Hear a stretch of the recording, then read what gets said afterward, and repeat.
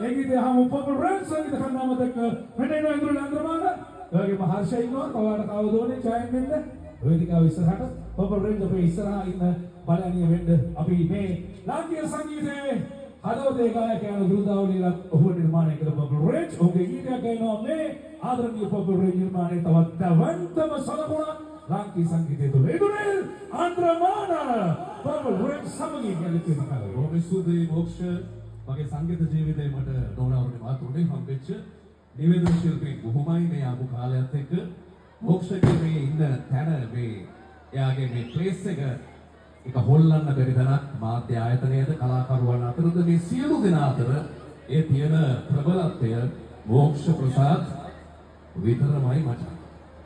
ඒක වෙනස් කරන්න තාම නමක් නැහැ. ඉතින් ජය වේවා ඉතින් බර්බර් සංගීත කණ්ඩායම සේනකයියත් එක්ක මේක අලුත් පරණ වේදයක් අපි ඔක්කොම එක පවුල මේ නම ඇතුලේ මේ ගේ ඇතුලේ ඉන්න ඔක්කොම අපි හැමෝම එකයි. ඉතින් මේ ගාන ගීතයත් අපේ එකේ ගීතයක් වැඩි ඈතක නෑ උඹ ළඟපාතේ තින්නේ. ඊයේ බර්ත්ඩේ එක හරිම සතුටුසයි අද උපන් දිනය පැය 24ක ගෙවෙන්න කලින් තාමරව ආදරේ මතක් කරලා මොකද ජීවත් වෙලා ඉන්නකොට තමයි මිනිස්සුන්ට ආදරේ දෙන්න ඕන සහ දෙන්න ඕන. අපි දෙනව වේදිකාවේ හරිම තැන හරි විදියට අපි ඔක්කොම එක්කාසු වෙලා මේ ගෙදර උපන් තාමරගේ සිතුවක් අපි හමු.